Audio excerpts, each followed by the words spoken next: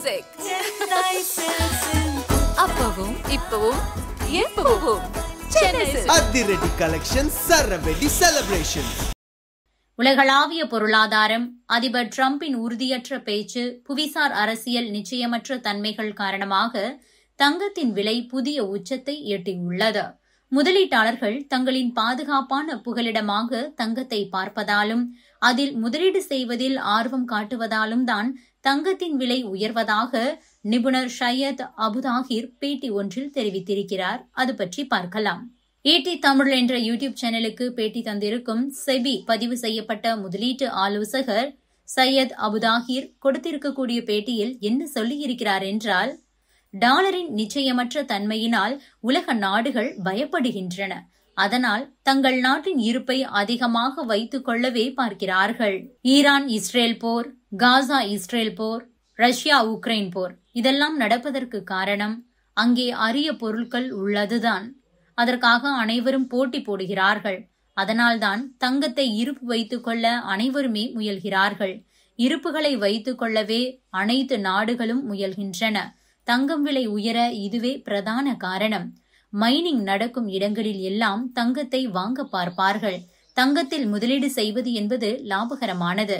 ஒரு நாட்டில் திடீரென போர் உள்ளிட்ட நெருக்கடிகள் வரும் பட்சத்தில் இருப்பில் உள்ள தங்கத்தை வைத்து சமாளித்துக் கொள்ள முடியும்.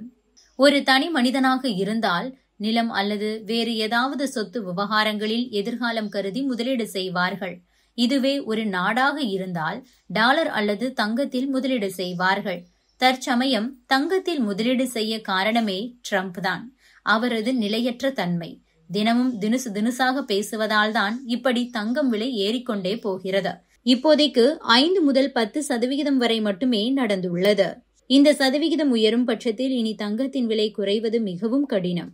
உலகம் முழுவதும் வரி விதிக்கப்பட்டாலும் இந்தியா சீனாவுக்கு அதிக அளவிலான வரிகள் விதிக்கப்பட்டுள்ளது. இதற்கு காரணம் இந்திய ரூபாயிலேயே எண்ணெயை ரஷ்யாவிடமிருந்து வாங்குகிறோம். சீனாவும் இதையேதான் செய்கிறது. டாலர்களில் இவைகளை வாங்காததால் தான் இந்தியா மீது ட்ரம்புக்கு இவ்வளவு கோபம். முன்பெல்லாம் அமெரிக்க டாலர்களில் வர்த்தகம் நடந்து கொண்டிருந்த நிலையில் திடீரென அது நின்றுவிட்டதால் அதை ட்ரம்பால் ஜீரணித்துக் கொள்ள முடியவில்லை.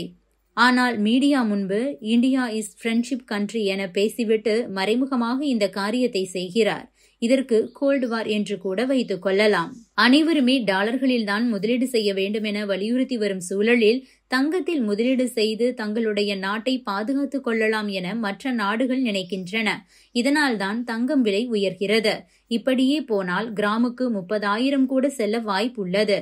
அப்படி உயர ஆரம்பித்தால் அது குறையவே குறையாது.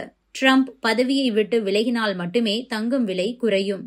அல்லது இருதரப்பு பேச்சுக்களை ஏற்படுத்த வேண்டும். இது இரண்டுமே நடந்தால் மட்டுமே தங்கம் விலை குறையும். ட்ரம்புக்கு முன்பு ஜோ பைடன் அதிபர் பதவியில் இருந்தார்.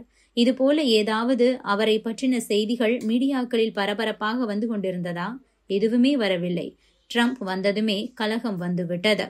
ஜியோ பாலிடிக்ஸ் ஆரம்பமாகிவிட்டது. பொறுப்புக்கு வருவதற்கு முன்பு அந்த போரை நிறுத்துவேன், இந்த போரை நிறுத்துவேன் என்று சொன்னார். ஆனால் பதவிக்கு வந்ததும் சொல்லும்படி எதையும் செய்யவில்லை.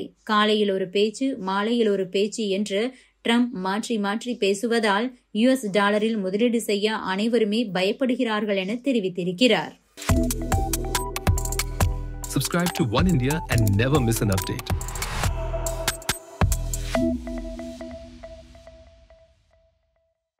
music. அப்பவும் இப்பவும் எப்பவும் சென்னை அதிரடி கலெக்ஷன் சரவெடி செலிப்ரேஷன்.